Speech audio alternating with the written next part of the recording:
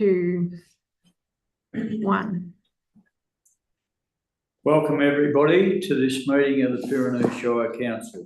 Councillors will today deliberate and decide on a range of matters relevant to the work of council in its communities for the welfare of the people of the Pyrenees Shire.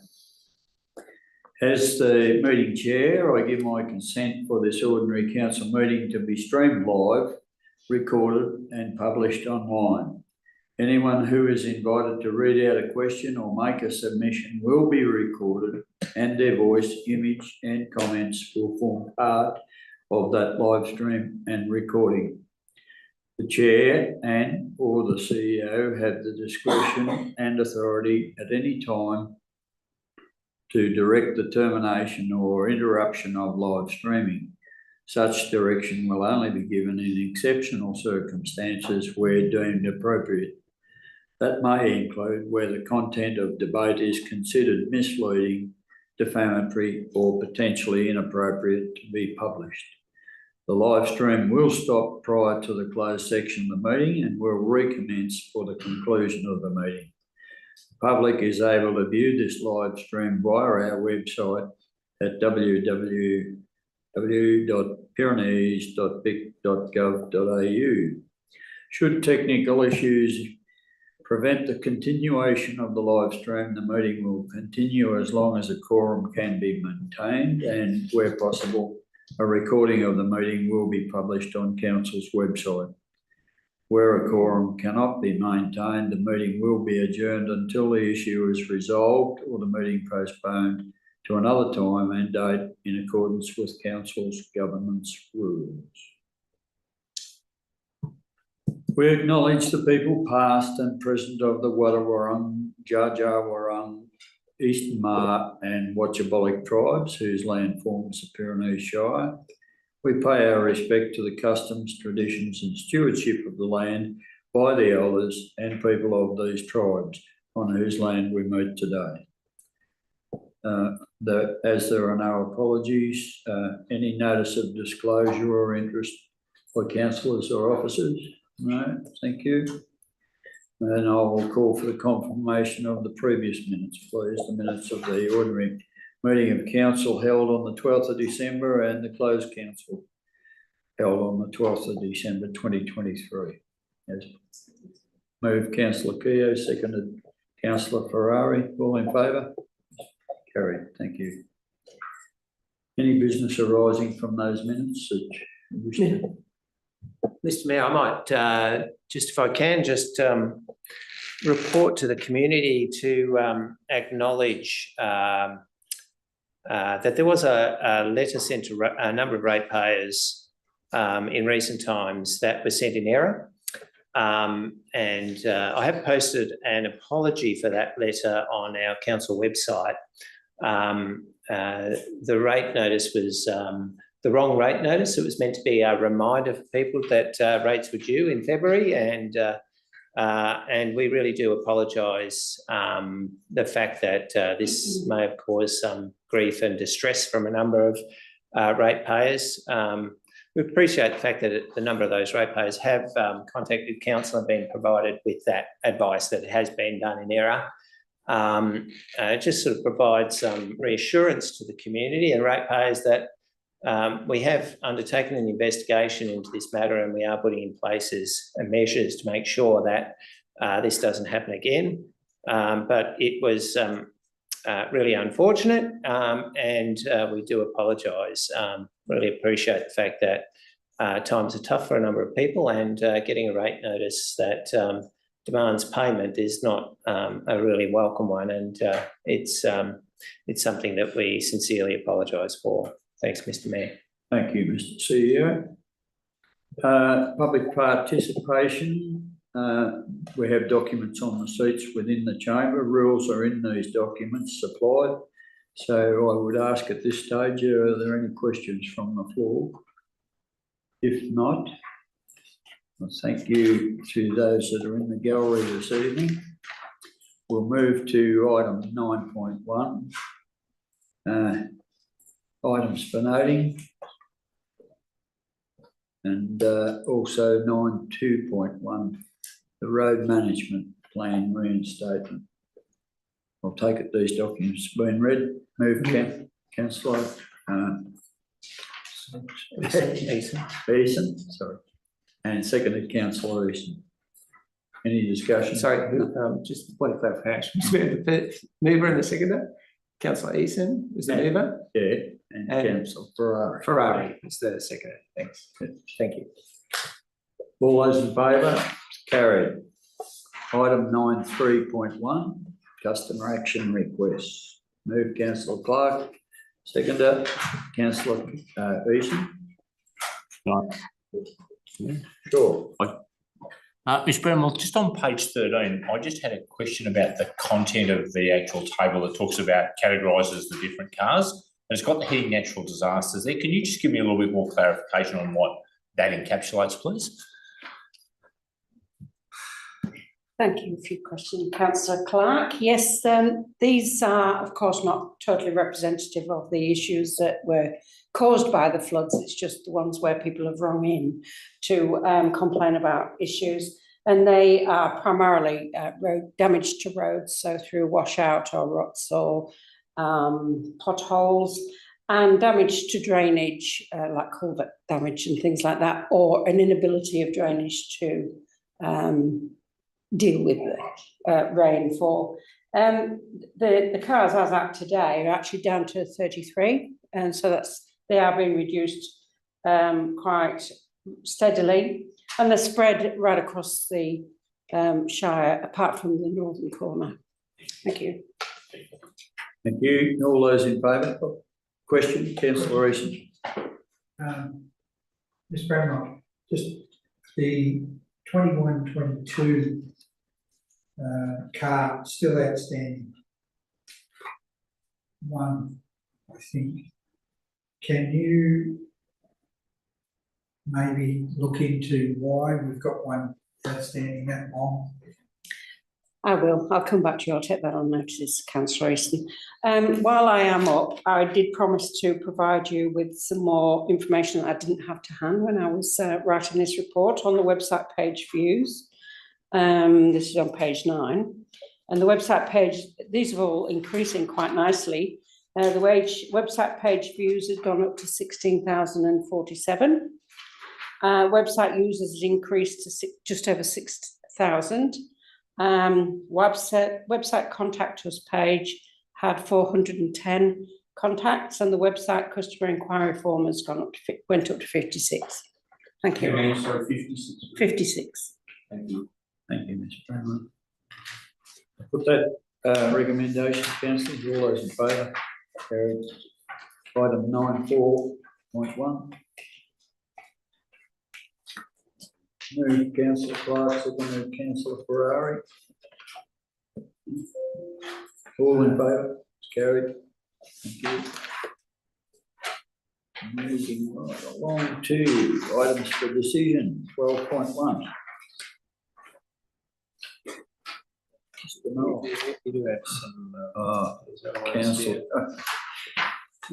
Sorry about that. Just one page.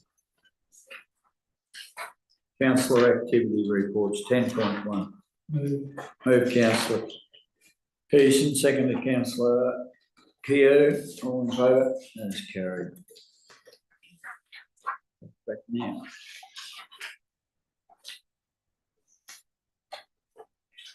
12.1. 11.1. 11.1. Moved. Councillor Clark, seconded councillor Keogh. All in favour? Carried. So 12.1 this time.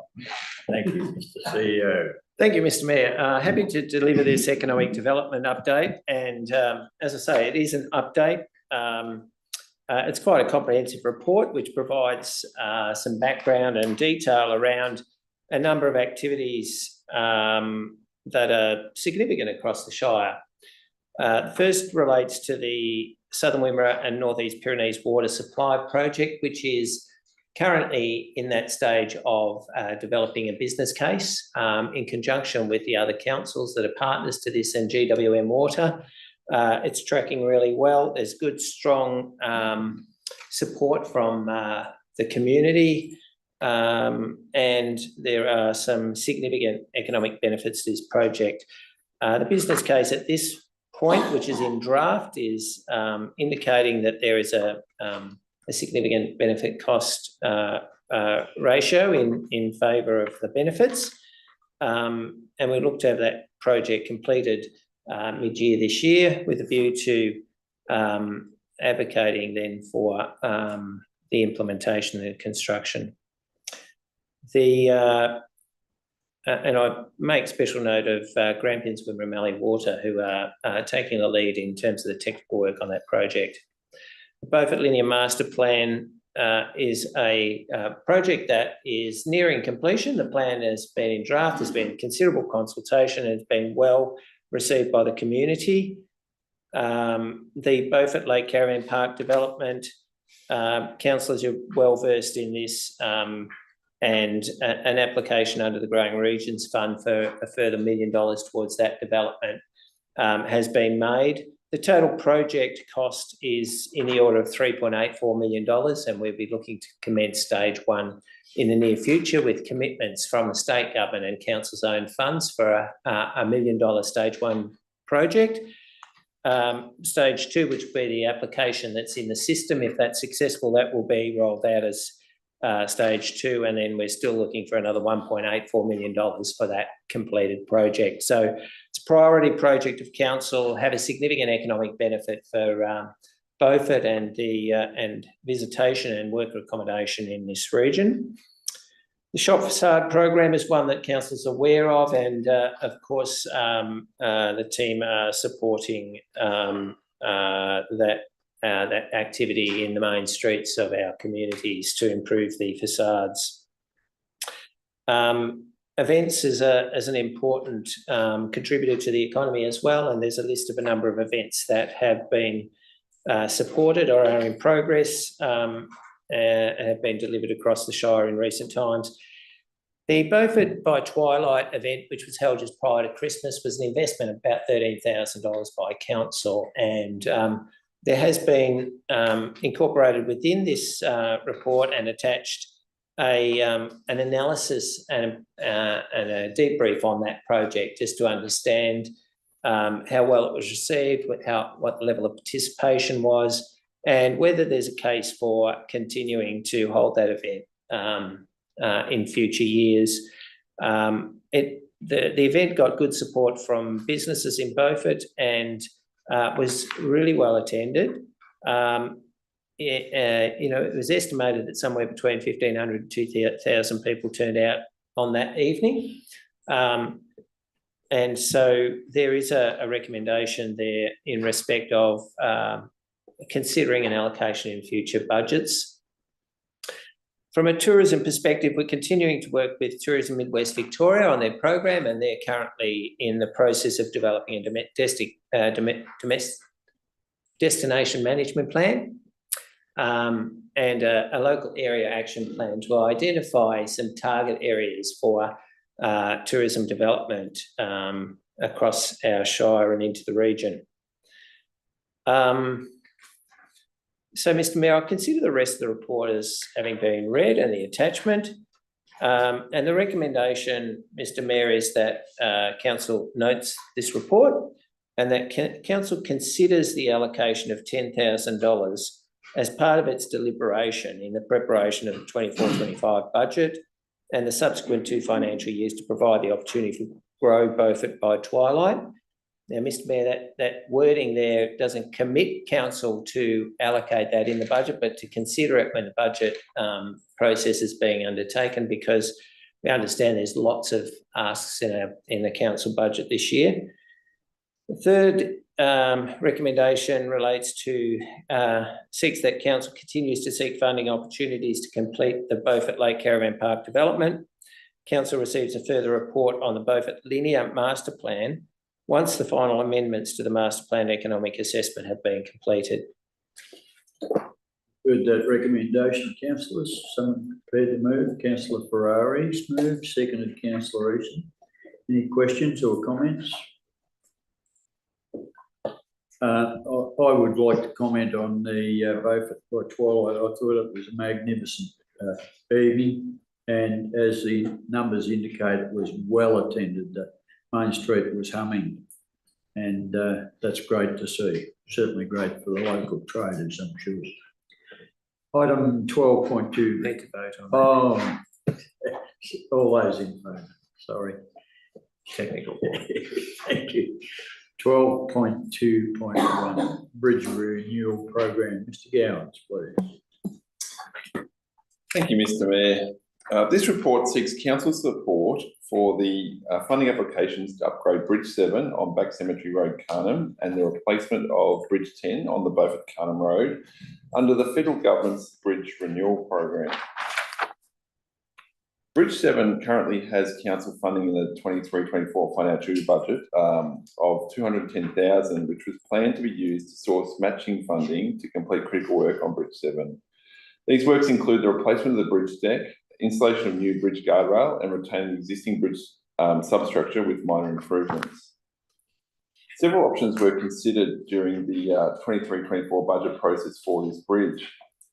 And the third option in the report, which was to replace the bridge deck, install a new guardrail, and repairing and reinforcing and strengthening existing abutments and piers, was estimated to be about $420,000.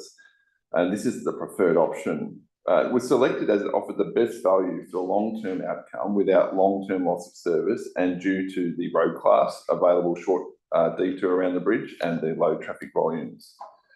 Bridge 7 also has a current load limit of 20 tonnes, but is going to be changed in the very near future to a 15-tonne load limit once signage is installed in the next couple of months. And this change in load limit is due to the deteriorating condition of the bridge. The second bridge for consideration is Bridge 10, which is located on the Beaufort Carnham Road. This is near Bridge 11, which was replaced in the 22-23 financial year. This bridge is currently the last bridge on this route, which limits B double access along the route between the Western Highway and Carnham Streatham Road due to a 30-tonne load limit. It's recommended the bridge be replaced versus a strengthening option. The replacement of this bridge is estimated to cost $1.7 million. As part of round 7 of the Bridge Renewal Program, both Bridge 7 and Bridge 10 were submitted for funding in January this year. The request for funding was for 80% of the project costs. It's expected that notification of successful application will occur in April to May this year. The applications for funding of Bridge 7 and 10 align with the Asset Management 10-year plan and Council's plan regarding the increase of B double access network. The funding will provide a significant boost to Council's bridge budget and provide an economic benefit within the Pyrenees Shire Council. Therefore, it's the officer recommendation that Council support the application for bridge funding under the federal government's bridge replacement program for bridges 7 and 10, and that Council supports council officers to continue to seek funding for bridges and roads to further expand Council's heavy vehicle network. Move Councillor Keogh, seconder. Councillor Eason. Any comments or questions, councillors? If not, I'll put the motion. All in favour? Thank you. 12.2.2, Mr. Gowans again, thank you. Thank you, Mr. Mayor. The purpose of this report is to inform Council of the receipt of the Minister's Good Practice Guidelines for service rates and charges and the potential impacts on council revenue if the guidelines are to be fully implemented. A local government bulletin was released in December last year containing the Minister's Good Practice Guidelines. The guidelines were released to provide clarification on what constitutes good practice when using service rates and charges for the collection of curbside waste and recycling from property. They are due to take effect from 1st of March this year. The guidelines indicate that good practice should only be used where the service rate or charge directly impacts an individual residence, but can reflect the costs of the subsequent management of this waste collection, inclusive of transport, storage, processing, disposal, and associated infrastructure covering the full cost of the service. The Minister's Good Practice Guidelines for service rates and charges state that it is not good practice for a council to levy a service rate or charge to fund services that do not provide a direct benefit to the resident. The guidelines then proceed to provide examples of services that provide benefit to the whole municipality and therefore should be funded by council through revenue sources other than a service rate or charge. These include litter and waste collection from public spaces and the provision of public bins, street footpath and drain cleaning, graffiti removal, municipal tree planting and maintenance, and general or municipal environmental activities such as park maintenance, public education and advocacy. If council is forced to implement the Minister's Good Practice Guidelines for service rates and charges, the implications are significant, particularly the inability to include any charges that are not directly attributable to a rateable property in the waste charge. The guideline does not provide any clear advice relating to the operation and costs relating to transfer stations, nor the restoration and monitoring of former landfill sites. The possible exclusion of transfer station costs, the provision and collection of public bins and other items listed above would need to be met outside the current waste charge, impacting negatively on council's financial position. The only possibility is for council to transfer these costs into its general rate revenue charge, which is already capped, so therefore is very difficult to transfer the costs. Council officers have consulted with neighbouring councils, and there is a high level of concern over the lack of consultation with local government prior to the guidelines being released. For the 23-24 financial year, the total waste costs were $2.465 million. Council currently incurs approximately $100,000 for public litter bin and street cleaning costs. It would be prudent to seek advocacy through peak bodies, including the Municipal Association of Victoria and Regional Councils Victoria, for the Minister's Good Practice Guidelines for service rates and charges to be revised with a greater regard for the impacts on the sector. Therefore, it's the officer recommendation that Council advocates for the deferral of the implementation of the Minister's Good Practice Guidelines for service rates and charges until sufficient consultation with the sector and consideration of the significant financial impact for councils, and that council continues to leverage waste charges, including the cost of transfer station provision and street collections, until the guidelines are reviewed, and that council utilise local government peak bodies to seek to revise the Minister's Good Practice Guidelines for service rates and charges. Thank you, Mr. Gowans. You've heard the recommendation, councillors. Be prepared to move. Councillor Eason has moved. Councillor Clark seconded. Any confirmation, questions or comments, councillors?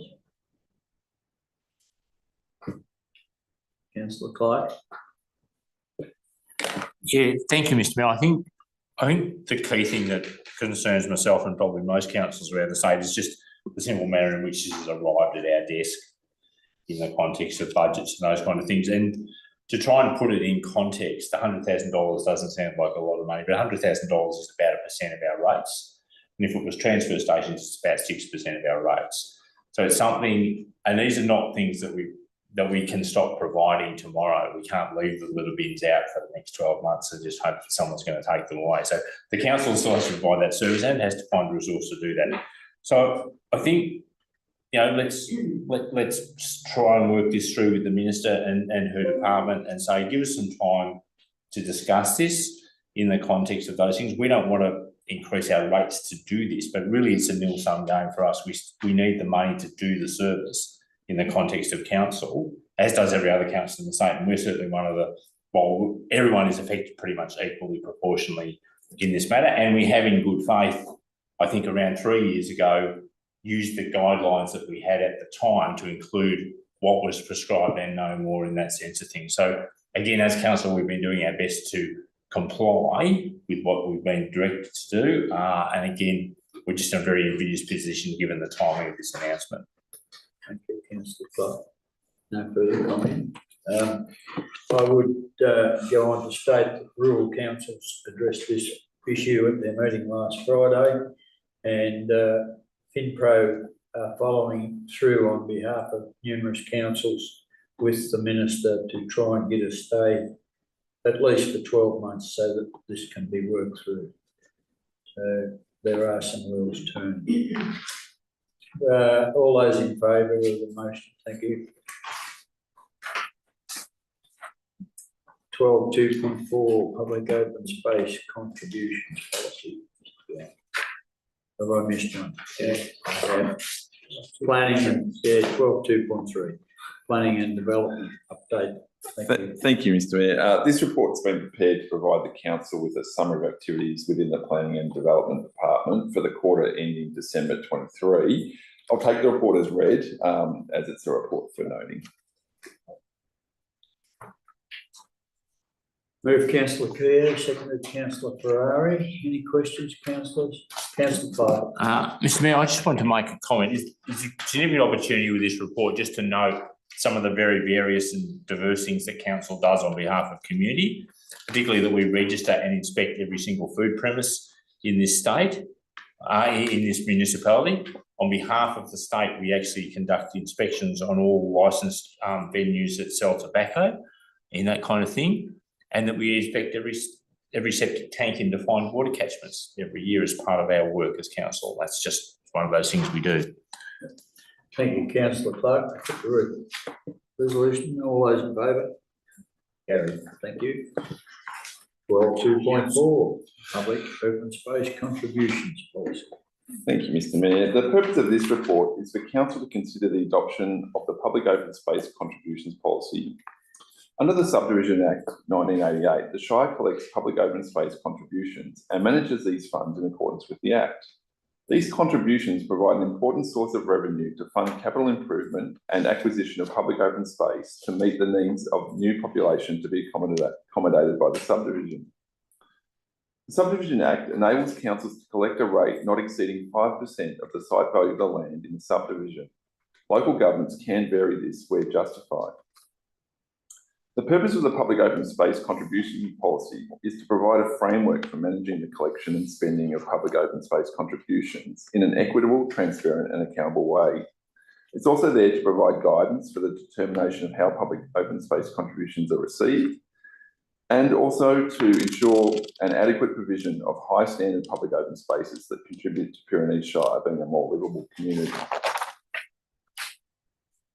A scale contribution has been put forward in the policy that has the benefit of encouraging small lot subdivisions. The contribution rates within the policy are as follows. The Shire will collect a contribution rate of 5% for all subdivisions of 5 or more lots. The Shire will collect a contribution rate of 4% for subdivisions of 4 lots. The Shire will collect a contribution rate of 3% for subdivisions of 3 lots. A 2-lot subdivision exempt from the requirement unless it is determined that the land can be further subdivided, in which case a 2% contribution rate will be collected. And social housing proposals will be exempt from the public open space contributions. A public open space contribution will contribute to providing good quality open space experiences for growing communities. The policy provides a fair, equitable and transparent approach for potential developers. The draft Public Open Space Contribution Policy is submitted for council for adoption. We have a recommendation, councillors. Councillor Easton has moved, seconded councillor Ferrari. Any comments, questions? No. I'll put the motion. Those in favour? Carried. 12.2.5 road register inclusion. Thank you, Mr. Mayor. The council has requested to consider the inclusion of the road identified in this report on its register of public roads. It's proposed to add a road to council's register of public roads to formalise access to properties within the unique access from a road reserve between Amarant Road and the Stall Avoca Road, Navarre. All properties within the municipality should have legal access to the road network. However, not all properties have constructed roads within road reserves that link to the constructed road network.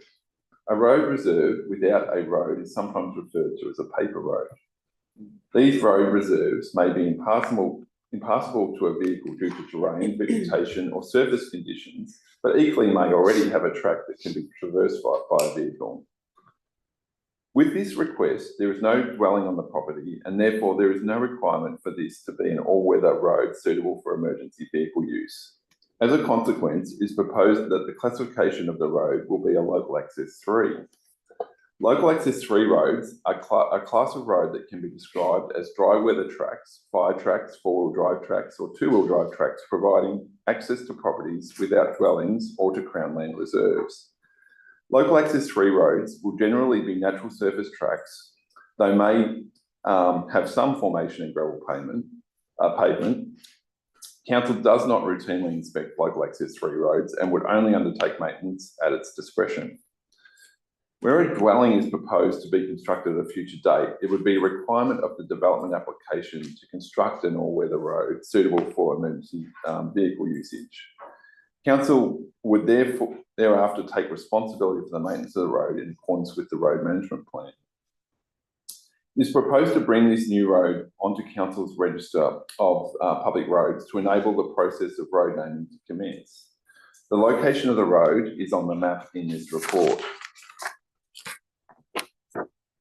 And Council is asked to consider adding this road to its register of public roads and approve the commencement of the road naming process.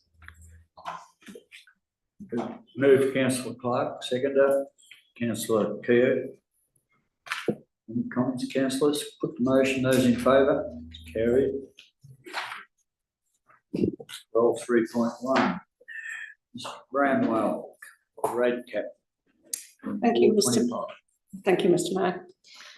This report is to advise Council on the rate cap set and to seek the Council's determination as to whether an increase should be sought on the rate cap for the 2024-25 financial year. It should just be noted that this report would normally be earlier in the year, but it was quite late that they advised us of the rate cap this time.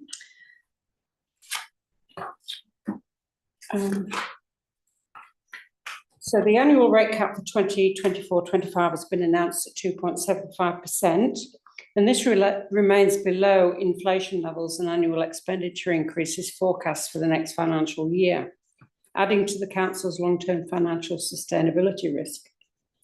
Councils may apply to the Essential Services Commission for a higher rate cap, with an application required by the 31st of March of the year prior to that relevant financial year.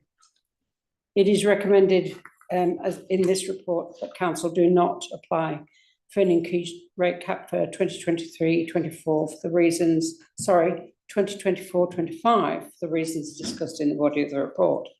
And it's the officer's recommendation that Council notes the 2.75% rate cap declared for the 2024-5 financial year.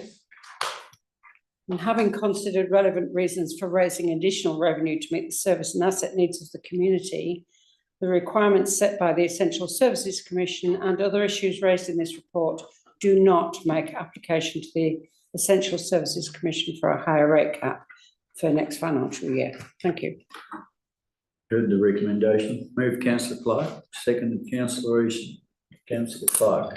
Yeah, thank you, Mr. Mayor. And I think, Ms. Bramwell, you picked up the highlight of the point about where our community's at in terms of financial pressure at the moment. I think we have to acknowledge that much as we have got needs as well. There are greater needs out there in the context of the community. Do you have any words of wisdom for Council at this early stage before we move into the budget process about the challenges ahead in terms of our budgeting for this next kind of 12 months? Thank you for the question, Councillor Clark. Yeah, we've got many budget pressures, I think, and the cost of living not only does it affect our ratepayers, but it also affects us. And although CPI seems to be coming down, our increasing costs don't seem to be coming down. So I'm not quite sure how, I know how they calculate the CPI, but I'm not quite sure that I believe how they calculate the CPI. The other big issue for us, of course, is rates collections, in that the cost of living pressures are starting to bite on our ratepayers, and we are already seeing month on month a decrease in rates coming in, and also the proposed the legislation that's been changed where it makes it difficult for us to reclaim outstanding debts will likely impact on our future budget as well. Thank you. Thank you, Mr. Bramwell. Any further questions, Councillor Easton? Thank you, Mr. Mayor. The difficulty with this is understanding the outcome for us as a council. And the simple outcome for us as a council is that every dollar we spend will be 75 cents to $1 short of what the CPI is going to take from us. So when we spend $100, we're only going to get $50 of 2 years ago work done. And it's just making it harder and harder for us to provide the services to our shire because we're not getting an increase in our rates anywhere near enough to cover the expenses that we have to pay. It's not difficult to understand. It costs us a lot more than what we're allowed to collect. It's very nice for a ratepayer not to have to pay the extra money, but they're also not getting the services that we should provide for because we can't pay for it. Thank you. I presume that was a statement rather than a question. Mr. Bramwell. I would like to actually just make a comment to that. The fact is that even if we had a higher rate cap, we would be unwilling to put a higher rate increases out there because of the inability of our ratepayers to actually pay it. So this comes into play, and I know a lot of advocacy is already going on both by the CEO, the mayor and councillors and our peak bodies, but small rural councils can't get revenue increased from anywhere else, not like the city councils. So I believe it is incumbent upon our state and federal governments that they have to either support us to become solvent, and that's the only way we can get extra money. We're dependent on extra grants. Yep. And I think that is a realism today. Yeah, thank you. Thank you. I put the motion. Those in favour, as carried. 12.3.2. Ms. Brown, thank you. Thank you, Mr. Mayor. This report is to bring to Council's attention a complaint received on the inclusions within general business of a council meeting. Council did receive legal advice, and there's a lot of information in this report, so I will take it as read. But in summary, based on the legal advice received about the complaint about reading of the prayer and acknowledgement of country, the recommendation is that Council resolves to discontinue including or reading and opening prayer as part of council meeting agendas, noting that continuing to do so would unlawfully infringe on the rights contained within the Victoria Charter of Human Rights and Responsibilities, resolves to continue making an acknowledgement of country as part of council meeting agendas, and in accordance with its governance rules, noting that this does not offend the Charter to do so, and directs officers to respond to the complainant as stated in the recommendation. Thank you. We have a recommendation, councillors. Somebody prepared to move? Move, Councillor Easton. Second to Councillor Clark. Either councillor wish to speak? No, I don't think so. Councillor Keogh. I would like to. I know, oh, sorry, I'm on. There was a lot of information in that, and I appreciate all the work that was put into by Kathy. But I guess for me, I was, when I would like to say that when I pray that prayer, I'm certainly not doing that to offend anyone, but I'm praying, for that divine help to help me to remember that I'm beholden to something greater than myself, and I'm really beholden to the common good of all the people that I'm serving. I'm certainly not doing that to offend people, and I would hope that that hasn't been taken that way. And for me, for my purpose here, I would very much like to be able to continue to do this, even if we had to change wording, etc. But again, I just wanted to make note, for me, it's very significant and certainly not about offending anyone. Thank you, Councillor Keogh. No further comments, councillors? I'll put the motion. Those in favour? Carried. Sorry. Your Councillor Keogh, you wish that to be recorded? Yeah, very. Thank you. Thank you. 12.3.3, the Goldfields Reserve Master Plan. Thank you, Ms. Bowman. Thank you, Mr. Mayor. The purpose of this report is to provide recommendations to Council to adopt a final master plan for the Goldfields Recreation Reserve following public exhibition of the plan. The reserve is a highly valued and prized asset in the Pyrenees Shire and highly used. The site is a major sport and recreation precinct for the Beaufort Township and is home to multiple sporting and leisure clubs. In addition, several community events are hosted from the site, including the Beaufort Agricultural Show, Truck and Car Show, and the weekly Beaufort Park Run. And it's used heavily for passive leisure use, including those accessing the Beaufort Lake and the Caravan Park. Council officers, along with reserve tenants, identified the need to formally review existing conditions and identify opportunities to improve the future function and use of the reserve. And the master plan provides a shared vision for the reserve by all asset stakeholders and will be used to guide future investment as funds permit over an estimated timeframe of 10 years. And it's part of the risks identified, in fact, that the implementation of the plan is likely to be very costly, and it does provide a cost estimate for delivery of a 3-stage implementation, so up to short, medium and long term, with a combined value of more than 5 million. So that will require officers to be ongoing looking for funding opportunities for that purpose. So it's the officer's recommendation that council adopts the Goldfields Recreation Reserve Master Plan with or without any minor amendments as deemed necessary. Thank you. Moved. Councillor Ferrari, seconded. Councillor Keogh, wish to speak? No? I'll put the motion. Those in favour? It's carried. 12.3.4, December quarterly financial report. Thank you, Ms. Brown. Thank you, Mr. Mayor.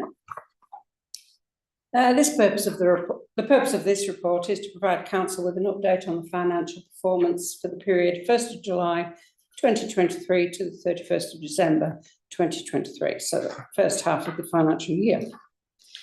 Year-to-date results record that the cash position is 4.6 million less than the budgeted position, impacted by rates outstanding, flood event, and the lower levels of creditors. Expected that the flood event and the creditors issues will be resolved by the 30th of June. With regards to rate debtors, they're tracking behind the expected recovery rate, as we have already discussed tonight. And it is a concern regarding the possible increase in outstanding rates at the year end. And council is currently cash flowing the works for the October flood event in 2022, totaling 1.7 million to date. We are in the financial position to cover that cash flow at the moment. However, this will be a cause of concern in the 2024-25 budget if we don't start getting some claims reimbursed.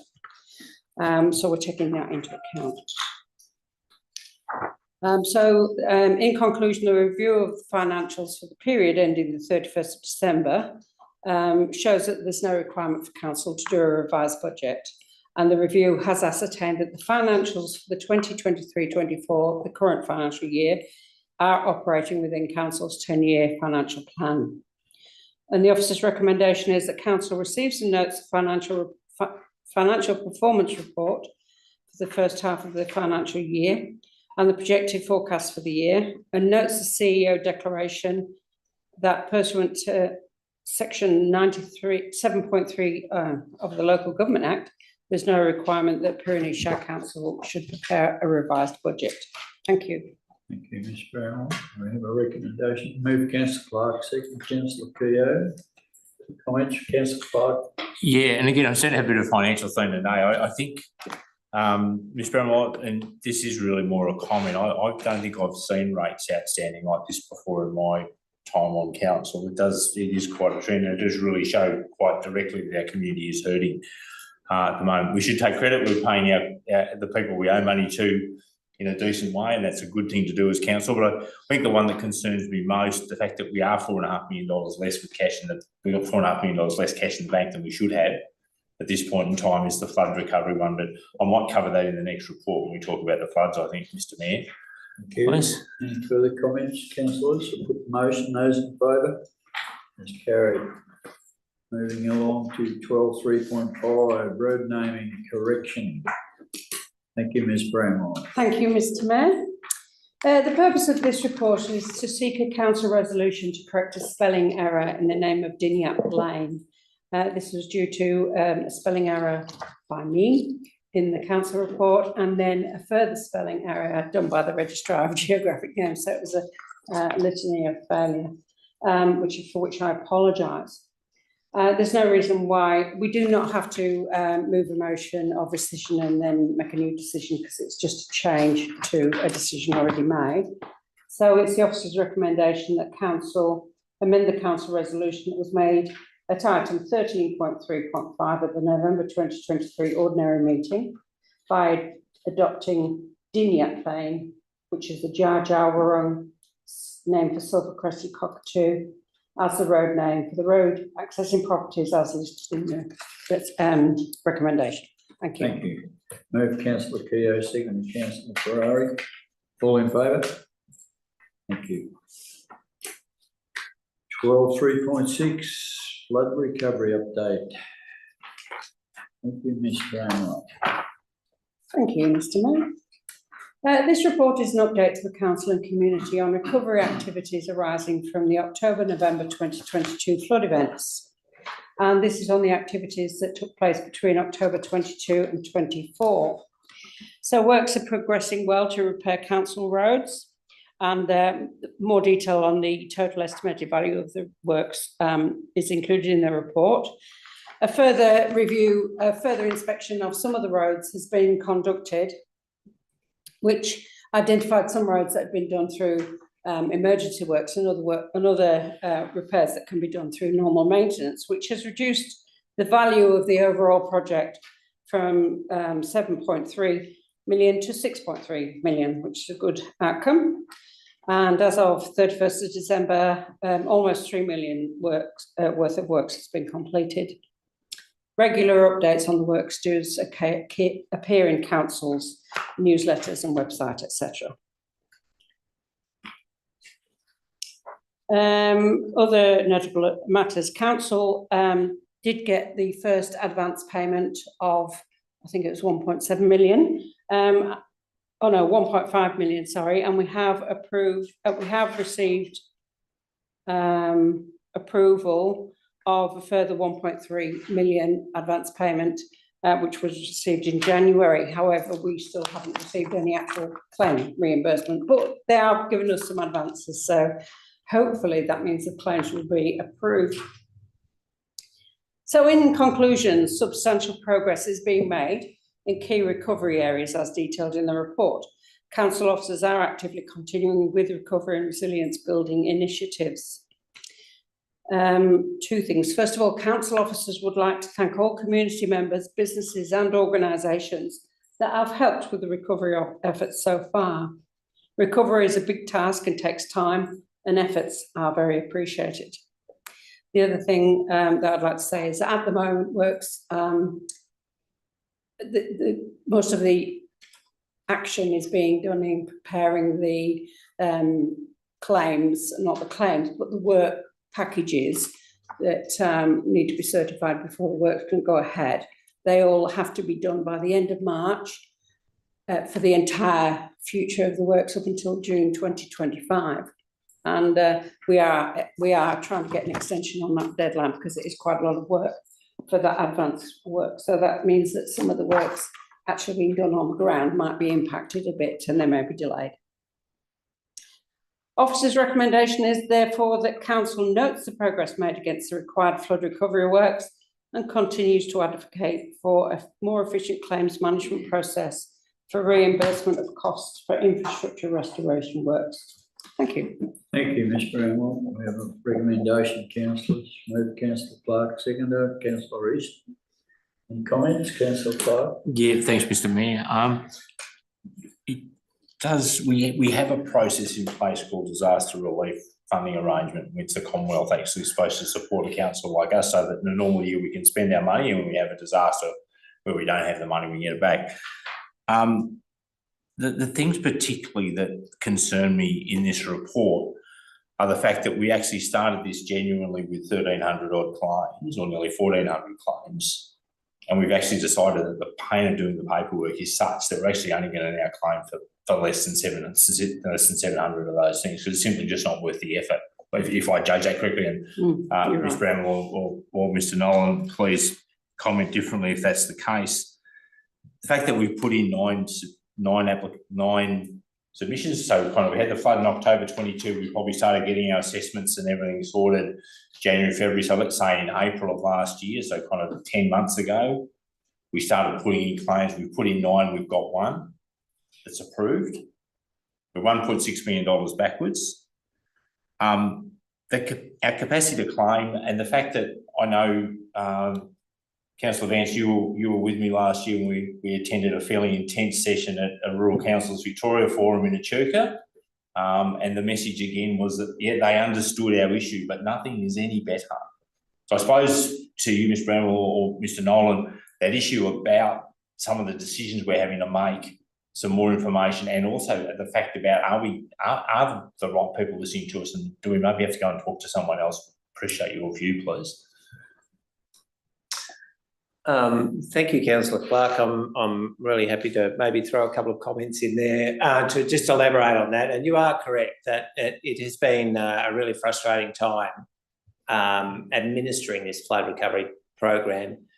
And in part that is because of the nature of the damage to our network, is because it's really widespread, lots of sites, and many of those are really small impacts, but nevertheless caused by flood damage and eligible. But a decision has been made to reduce the number which we actually undertake under this program and claim, because of, in principle, in the main, because the administrative cost associated with that, and the fact that it's really frustrating for our communities to be waiting years for this work to happen. When you actually look and inspect it only appears very minor sort of damage, and yet the process that, as Bramwell sort of pointed out about having to package works up, estimate the cost, make application in advance, have photos before and after, the administration about records around all the expenditure that's incurred becomes really problematic when you've got so many sites. So we've made that strategic decision to concentrate on those sites, which are substantial and which there's significant enough damage, albeit 666 sites. It's still quite a lot of sites and a lot of work to be done. And the remainder of the sites where there was some damage, we're confident that we will, over a period of time, pick those up as part of our routine maintenance activity. So, where we grade roads or where we're resheeting our unsealed roads, etc. So it is and has been frustrating and a bit problematic. We've certainly used opportunities to raise this with the relevant authorities.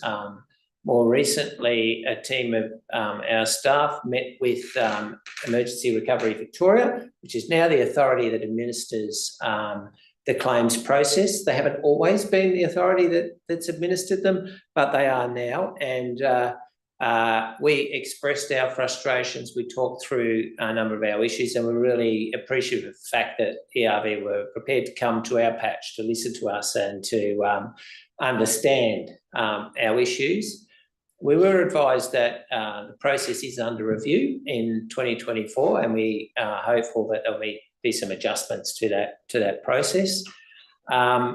Council also made an application or a submission to the recent flood inquiry, and a number of those points around the claims process were well made, and we certainly used it as an opportunity to tell the story about how we were impacted in Pyrenees. With such a large road network, a lot of unsealed roads and a lot of culverts and floodways, because we're in the upper catchment of a number of streams. So I guess that's just a few comments for you to be aware of, Councillor, and for the community, that we're not only working hard to try to restore these assets that were damaged, but working hard to advocate for a more efficient process in the interest of the broader community, because this is all, whether it be ratepayers' money or taxpayers' money, It's about trying to provide efficiencies in the system, and we'll continue to do that. Mr. Gowan, comment. Thank you, Mr. Mayor, and I just wanted to further add to the CEO's comments there about some of those original areas where there was flood damage, and now that they're being reduced. Quite a lot of them were on gravel roads where we were doing grading maintenance, our annual grading maintenance, and that's actually meant that the visual impact and the physical impact of the damaged infrastructure was fixed through our regular maintenance program. What's missing though is often the gravel loss, so that there is still a loss, but as you pointed out in your comments, that the difficulty of actually getting that claim just for that small amount of gravel loss is sometimes not worth it. Councillor Parisi. Thank you, Mr. Mayor. I've been in the public service in my life, and we are now working with 2 public services to help us get a result. The federal government provides the money, gives it to the Victorian government, who then do the backroom work when we give them a claim. That process is just totally flawed. Why it's got to go through a state government rather than come direct to us from a federal government just bewilders me in some instances. We get to the stage where our people here are working their backsides off to get claims in, and then we just wait and wait and wait. It doesn't seem to matter who we talk to, nothing seems to change. The same thing happened in the 16 floods, and I was mayor after that. And the process, you talk to the Treasurer of Victoria, oh, that can't be happening. Yes, it was. Yes, it still is. I just don't understand how people don't believe us. Councillor Ferrari. Certainly agree with Just turn John White off. Certainly agree with all that's been said, but I think there's another part we need to acknowledge too, and that's the administrative burden. And as Ms Bramwell alluded to, I think you've got a massive bulk of stuff to be put in by a certain amount of time. So that takes a lot of resources administratively, apart from the stuff out in the road and putting the stuff on the road and getting the equipment there.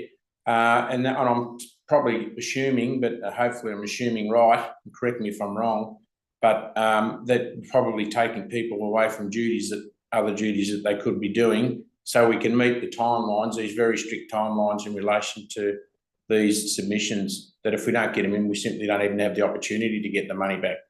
So I think that administrative burden is really, we can't overlook that too, and that's telling on our people as well. If I could just make a response to that, Mr. Mayor, and thank you, Councillor Ferrari. The administrative burden is quite high, and it takes a long time. And what it does is we've actually got a dedicated team, that some of which we have taken from other parts of council. And bearing in mind that the claims to pay these people are also in the claims process. So we're having to fund them while we're waiting for the claims for some of them. But we're getting extra, we've had to employ contractors to support them in getting these certified packages put together by the end of March, so that we could just do it. But the biggest impact, of course, is on the works themselves, in that they have to stop until we now get those certified packages approved. We can't start work till they say okay. And that's, I think that's the biggest impact. It's causing more delays for our residents. Thank you. Thank you, councillors. No further comments. No point in me going on further other than to say that we also have to rely on contractors and the availability of contractors at the time to do the works. Councillor, up against it when you can't send your works team out to repair these jobs, you've got to go out to contract. So it's a frustrating period for those that are listening. Hopefully it's not falling on deaf ears. I'll put the motion. Those in favour? As carried. Thank you. 12.3.7. Back to you, Ms Brown. It's the rate debt. Thank you, Mr Mayor. The purpose of this report is to provide council with an update on the status of outstanding rates. We are currently experiencing a growth in the outstanding rate debt, and this report provides a comparison between December 2022 and December 2023 to illustrate the growth. The rate debt analysis includes current and arrears rates, excluding interest, waste charges, fire services levy and excess receipts. Currently 1,842 assessments out of almost 6,300 assessments are paid by instalments, which represents 36% of the total rates due. So they aren't included in the outstanding debts. So our outstanding rates in 2023 for this current year is $6.6 million, and 2022 arrears is 323,000. And there's further other information included in the body of the report. But over the last 12 months, the total outstanding has increased by 10%. The increase in the debt level for rates is thought to be impacted by the state of the economy. It's thought to be, it's almost certain. New rating legislation could impact the timing for the collection of the rates and require increased resources to recover those debts in the longer term.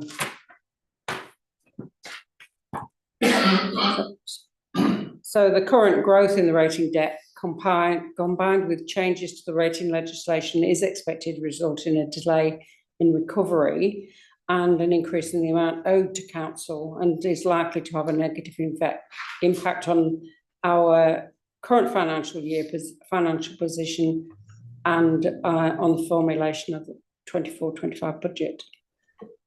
It's the officer's recommendation that council receives and notes the rate debt report for the period ending 31st of December and undertakes communication about the importance of rates for council to deliver critical community services, to inform the community about the range of works and services that council provides.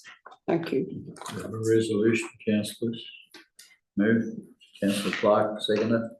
Councillor Ferrari, thank you. Anyone wish to speak? No. I'll put the motion. Those in favour? It's carried. 12.4.1. Mr Nolan, thank you. Thank you, Mr Mayor. The purpose of this report is to inform council about a native title claim by the Council of Wadawurrung. The Wadawurrung people claim has been filed in the federal court. Councillors, this is quite a complex matter, and there's some detail about the nature of the claim. It's been brought to council's attention, and because of the complexity of it, it's understood that the City of Wyndham has sought to engage a legal firm by the name of Holding Redlich to represent the interests of the community as a respondent party to the proceeding at a federal court, and an invitation has been expressed to the other councils in the relevant area of the claim. And so an opportunity, council, is there for Pyrenees to join the proceeding as a respondent party. Mr Mayor, in the interests of the people of the Pyrenees, because of the complexity of this, it's considered appropriate that we, and as recommended, that council authorises Chief Executive Officer to engage with relevant councils to better understand the Wadawurrung people native title claim in the first instance, to understand the nature of it and how it might affect our communities, and also to express interest in joining Wyndham City Council and other councils by engaging Holden really to represent the interests of Pyrenees Shire Council as a respondent party to the claim, subject to and after consideration of the relevant costs and risks associated with the claim. And essentially, at this point in time, we don't know the costs of that, and we don't have a great appreciation about what the risks are. So, thus the wording in the resolution. Thanks, Mr. Mayor. Thank you. See you. Have a resolution moved, Councillor Ferrari, seconded, Councillor Beeson. Councillor Beeson, don't wish to speak on that. Any other councillors wish to comment? No, I'll put the resolution in. All those in favour? It's carried. 12.4.2, local government reforms. Thank you, Mr. Thank you, Mr. Mayor. The purpose of this report is for Council to consider the local government reforms 2024 consultation paper, which has been released by the Victorian government. The consultation paper that's been released essentially provides an overview of the proposed reforms organised around three key reform areas. First is reforms to strengthen council leadership, capability and councillor conduct. So this is about mandatory training for councillors and candidates, and about appropriate council conduct and having a standard code of conduct. Second is about reforms to improve early intervention and effective dispute resolution. So this is about where there is dispute involving conduct of councils, how that might be resolved and the process for doing that, and to provide powers to the minister in respect of individual councils and council laws. And then reforms to strengthen the oversight mechanisms. Now, Mr. Mayor, the peak bodies have been engaging with individual councils and creating forums for feedback on the consultation paper with the view to consolidating those views from the sector back to local government Victoria. And Pyrenees has participated in at least one of those forums that was conducted by the MAB just last week. And so the recommendation, councillors, is that council notes the proposed reforms detailed in the consultation paper. The council continues to provide any information to peak bodies representing the sector in support of any submission, and that council not make an individual submission on the consultation paper. Thank you, Mr. CEO. Resolution, councillors. Move. Councillor Easton, seconded. Councillor Keogh, wish to speak? Any other comments, councillors? I would only make one comment. In my period of serving the Pyrenees Shire, I felt that every councillor that I've served with has given exemplary contributions to this table. And I say those words with great pride in councils current and those that have passed. Thank you. I'll put the motion. Those in favour? Carried. 12.4.3, Reconciliation Advisory Committee. Thank you, Mr. Noel.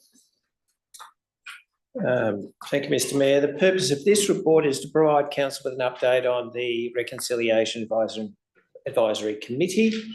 So council endorsed a reconciliation plan back in 2019, and following that, a committee was established.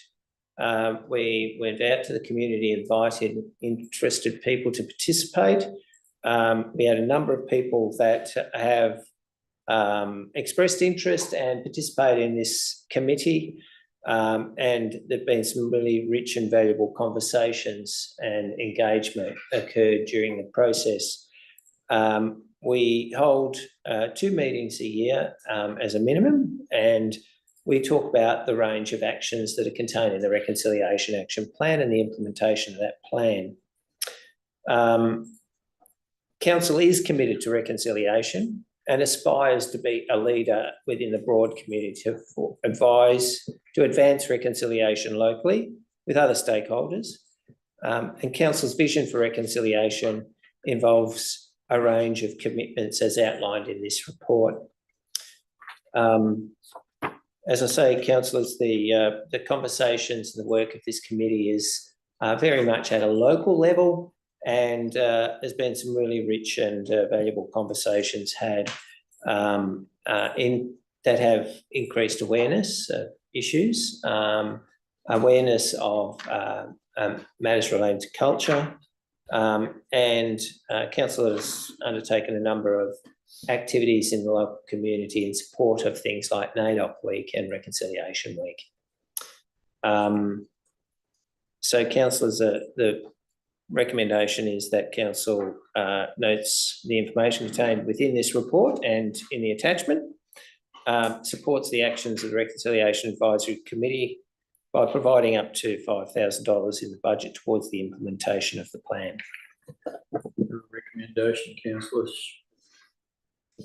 Move councillor Clark, second councillor Easton. Any comments, council? Put the motion, those in favour, that's carried. Well, item 12.4.4, grant opportunities. Thank you, Mr. Nolan. Thank you, Mr. Mayor. The purpose of this report is really to bring to council and community's attention the fact that council is working pretty diligently at the moment in considering and preparing applications for a number of grant programs that are currently open and available. Of course, seeking external funding to enable council to deliver projects is a really important thing, an important part of what we do. Many of these are work in progress, and so, you know, essentially what we're seeking is for council's in principle support here. In respect to the specific applications, the Growing Regions Fund, which is a Commonwealth Fund, you know, it's noted that council has made a full application for $1 million to support the Beaufort Caravan Park. The Regional Worker Accommodation Fund, this is a significant one for council. It is understood that there's a significant amount of interest in applications for this program, and council officers are in the process of preparing a stage 1 application for the Burke Street residential development in Beaufort, with the view to building up to 10 homes, which is the objective of this fund for to make available for worker accommodation, which is a problem that we have in our local community as a result of shortage of housing. And of course, Burke Street is land that council has purchased last year. And whilst there are some figures in there that the application is seeking $3 million for housing construction, leveraging council's contribution of $900,000, it would be intended that once the application is finalised and submitted, that we would come back to council seeking endorsement of that work. The next fund is the Council Support Fund, and this is seeking applications for various types of projects up to $100,000, which don't require a council co-contribution, and council is looking to make application for further walking path extension in Beaufort to continue the current or the recent work that's been undertaken in the main street of Beaufort. Under the Regional Sports and Infrastructure Fund, as advised there, this fund closes towards the end of March, and we're currently working on a major application for the Waubra community to improve the facilities and the playing surfaces at Waubra. And that is subject to engagement with Waubra community to make sure that that represents the aspirations and the views of the participants in the at the various stakeholders associated with Waubra Rec Reserve and the broader community. The Bridges Renewal Fund is one the council has sort of considered earlier today. The Enabling Tourism Fund is one which council is looking to seek to make an application for some planning work to occur at the Avoca Rail precinct to enable that site to be made suitable as an arts and events precinct, and then also to support other applicants, whether it be the Pyrenees Grape Growers and Winemakers Association or others around various tourism potential projects to seek some funding and some business planning to assist in facilitating some long-term tourism product within our shire. Under the Tiny Towns Fund, which is a fund that closes at the end of this week, council is not looking to make an application directly under this fund, but instead we have chosen to support the various communities around the shire to work up their own applications to submit. And that was a strategic decision that council made to support communities where there's lots of in-kind support and help to help deliver projects that can be factored into an application. If council was to make the application, council would have a certain percentage of in-kind cash contribution requirement there, which we struggle for at times. So I understand that there's a number. I can't tell you exactly how many, but it's close to, it's at least 5, and I think it's closer to 10 that are being worked up at the moment. How many actually get submitted will depend on the individual communities, but our community development team is working with a number of communities. 8, yeah, 8 or 9, yeah, you got to count the fingers. So I think that's a really good sign that there's a lot of projects out there, and I won't go through what the projects are, but some really interesting and exciting projects actually, which would be hopeful that there'll be a number of those that will be successful. I understand that that's going to be really heavily subscribed for the money on offer, so I hope we don't get too many disappointed communities there. But it's a great sign that there's a lot of work going on, and a credit to our community development team for all the work that they're doing there as well. Council, whilst many of these are work in progress, they're there, and the recommendation is that council provides in principle support for applications outlined in this report. Have a resolution, councillors. Move Councillor Ferrari, second Councillor Keogh. No comments. Put the motion. Those in favour? It's carried. Thank you. Right, we'll move on to item number 13, councillor reports. Councillor Ferrari. Thank you. Thank you, Mr. Mayor. The usual cuppa and chat and some normal things, graduations at the end of last year and Christmas dinners. What I would like to mention, I did mention it in my councillor column, I think, but the Christmas dinner last year, I know we moved on a bit, but I think this is our first meeting years after. I couldn't remember. We had about 30 patrons over here at the RSL. So I'd like to thank all the volunteers and the patrons for turning up, and also all the businesses that support that day. So without those volunteers and the businesses support, it probably wouldn't happen. So to have 30 people sit down and have a meal and not be home on their own, I think is really, really fantastic. Yep. Attended the Australia Day celebrations over at Avoca, which was fantastic, and it was a really lovely day. And it was. I congratulate the council officers that were involved in setting up that day.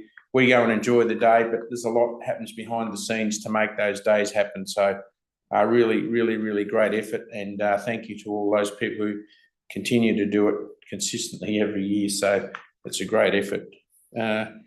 Apart from that, just some meetings with some constituents about tree removals, road maintenance, and some parking matters.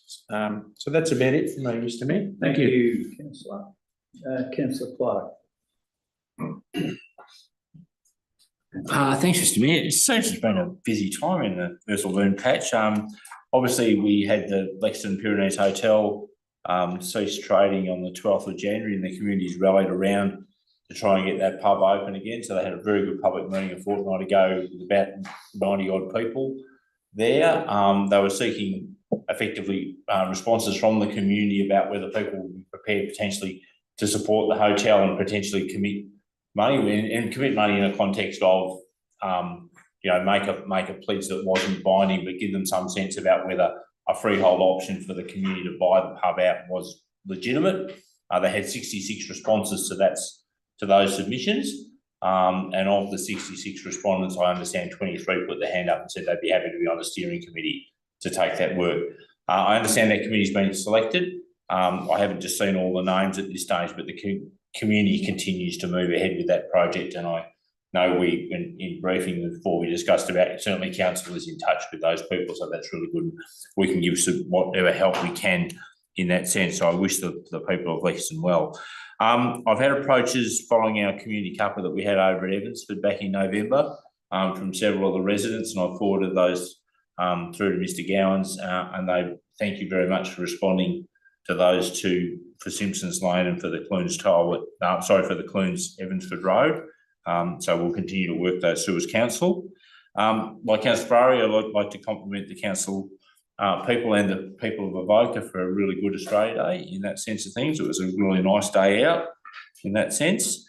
Last Saturday, so Saturday a fortnight ago, I was invited to the Burnbank CFA's 80th anniversary. So if you kind of think that through, that is 1944, the final throes of the Second World War, and they formed a bushfire brigade. And they had a beater in the corner, and as I picked the beater up and I showed it to the audience, and most of them had seen it before, I said, for most of us who are anyone beyond Gen X, they actually think this is a really bad Harry Potter broom. They've really forgotten what these things are in the sense of things. So it was a really interesting little source of amusement in that sense of things. But needless to say, the community, about 60 people there, had a really good day out. It's a real heart and soul of that community. They have managed to find their original lost and fire truck, although no one will disclose where. But it is actually there, and they had it on show on the day, and they're hoping to make a feature of that at their at their fire station. So that was a really good day out. And I'd just like to finish on the Warborough market. We were approached by a group of people at Warborough around about 5 weeks ago about holding a market at Warborough. We held our first market on Sunday. And I'd like to thank the council staff who've been involved in helping to facilitate that up and for the right permits and those kind of things to be in place. I'll say quite publicly that I had a bit of trepidation about the site we'd picked, which was kind of at the rear of the recreation reserve. Suffice to say, on the Sunday, it worked really, really well. People came in and parked kind of in the front area between the club rooms and the bowling club, and then walked through to the back area. Now, that it probably won't survive in the winter time. We'll need to think about whether we need to do a bit of work there. But certainly for the summer, council have been and helped the community to mow the grass and all that kind of thing. About 40, maybe 50 stalls there, a really good crowd, and yeah, really successful market. And I think good signs that we'll certainly get it to continue next month in 4 weeks' time. So again, thank you to council officers. Thank you, Mr. Mayor. Thank you. Councillor Keogh. Thank you, Mr. Mayor. Just a couple of things we had talking about great community events. We had the Carols in the Valley. So that was put together by the Carnham Uniting Church committee there in the grounds of the beautiful church there. It was a very well attended event and very well organised, and a great support to that group as they look at saving their church. And I, alongside Martha Haylett, had the great honour of judging the wonderful dress-ups and a few of the other little competitions events that happened that night. It was truly a wonderful event and just such a beautiful example of a community coming together and putting that on and then supporting that as well. So, and some beautiful local singers as well. I had no idea we had such a plethora of wonderful singers, so singing the beautiful carols. So such a lovely end to the year and a beautiful event for the community there. Also, I again will say the Australia Day celebrations were wonderful. What a lovely day out celebrating. Excuse me. Also, so thanks again to those council staff led by Shan, I'm sure. So thank you, Shan. And also the amazing Avoca community. It was just such a great day. And again, everyone that attends that and celebrates together. Finally, just wanted to thank again, Councillor Clark just mentioned about you know, the incredible work CFA has done for for that 80 years. But just recently too, the CFA volunteers who ensured that the recent fire event that we had near Stockyard Hill then didn't get further out of hand. And we just remember those people that have had impacts in our neighbouring regions in the last few weeks. Again, highly alerts the importance of being fire safe, but also the incredible volunteers that keep us safe. So very thankful for that. That's all from me. Thank you. Thanks, Kia. Councillor Reason. Thank you, Mr. Mayor. And Happy New Year to everybody. It is our first meeting back. It's been a while, but we've been doing things along the way. And one of the things to start off the year was the Australia Day in Avoca. It was a great day. There were very worthy recipients of all our awards. And congratulations to all the organisers and the volunteers that did the work. Had a phone call recently from a member of the community who was commenting how helpful our staff were when she had a problem, rang them up. They couldn't do any more for her and helped her get her work done. That's the sort of thing that you love to hear as a councillor. It's certainly the thing we probably could hear more of, but you take it when it comes. But all those staff that's been mentioned by all councillors tonight, the volunteers, please pass back to the staff, Mr. CEO, that yes, we do hear these supportive comments and thank yous. Hopefully that may put a bit of a sweet thought in their mind rather than what we normally receive.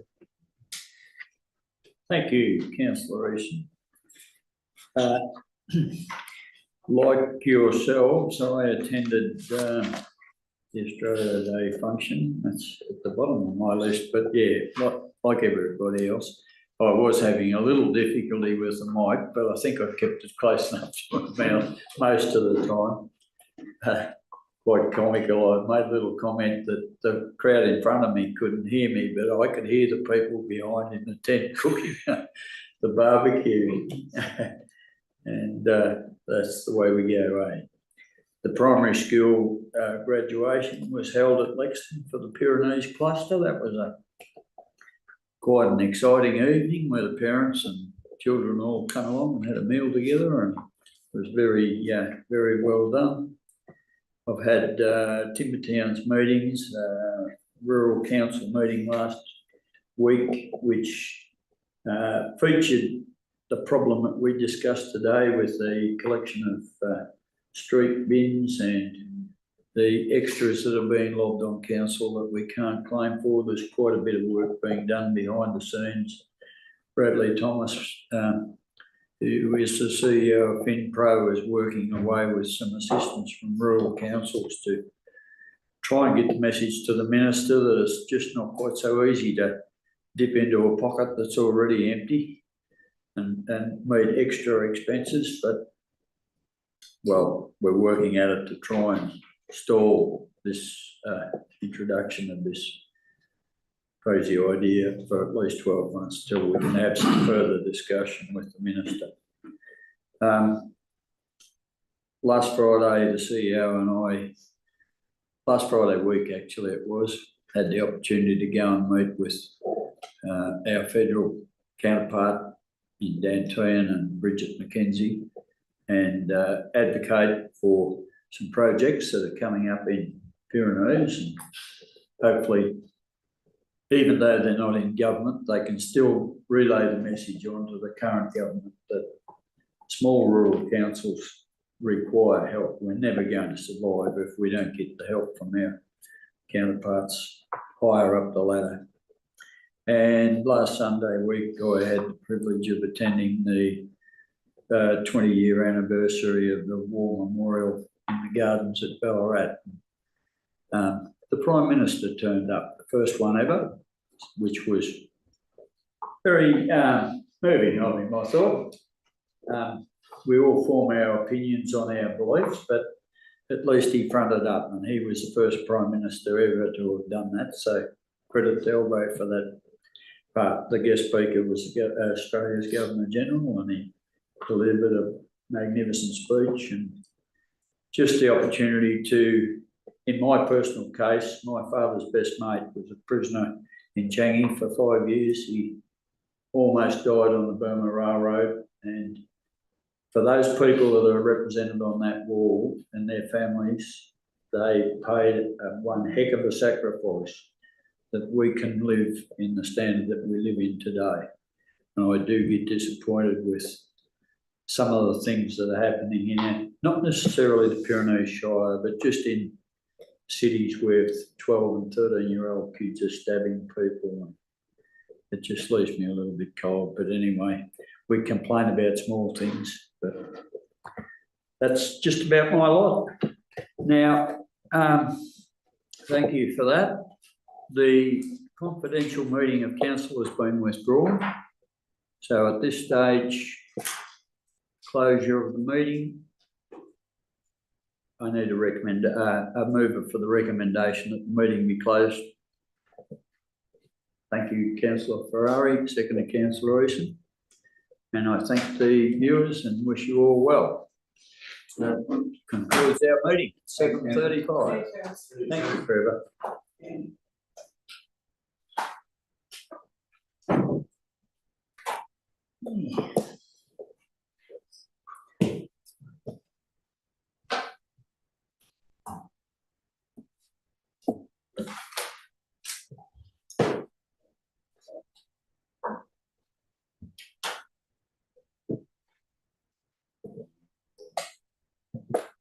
Gone to sleep.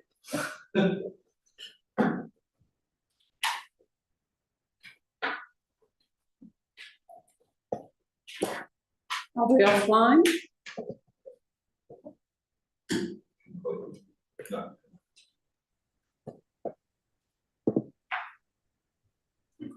Okay. Okay. Didn't think the meeting was that boring, Jim.